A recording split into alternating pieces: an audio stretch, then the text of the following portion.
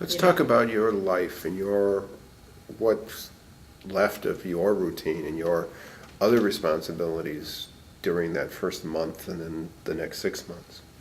Well, The first month you're spending all of it in Madison. the first month was in Madison, the whole 36 days. Did you ever go home? No. Did not go home. What are your days like? Pretty boring. I'd get up with her and get her ready and dressed and wash her. The nurses, I pretty much said, this is one of the things I can do for her, let me do it. And then when the OT started taking over and wanting to do the ADL processes of everything like brushing teeth, washing, then of course I backed away and just let them do their lessons so that I could hear what they were saying so I could use the same for instances, how to brush your teeth. And you were supposed to sing this song X amount of times through and then you were done brushing your teeth. Or making her incorporate her left hand doing things because she would let her left hand sit there while she's wringing out a rag. She'd try to do it all with it right. Why? I don't know. And they never really said that was Neglect. too much. They never said that, oh well, it'll come around, or just try to have her reach and do some activities with her left as well. Until I got back home into the outpatient rehab area and talked to oh no, that left hand has to start moving. You've got to get it incorporated with the brain so it can start stimulating again. You've got to have her doing things that are outside the box. So. Was there any localization to her or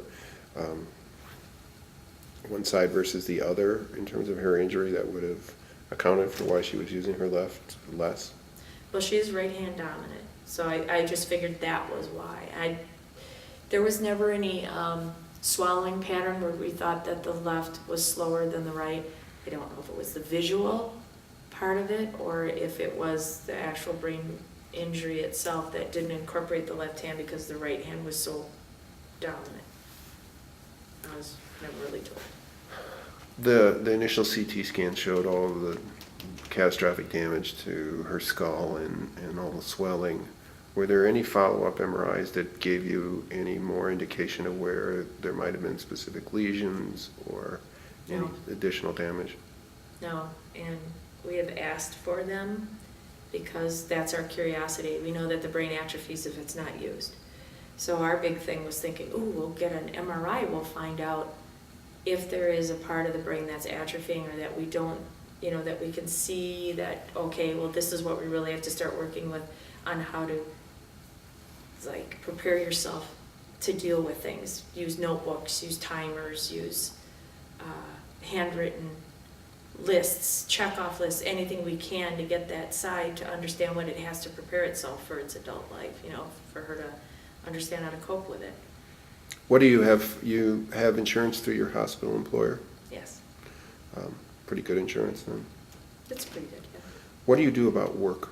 You're obviously not going to work for 36 days. Did you get back to work as soon as you came home?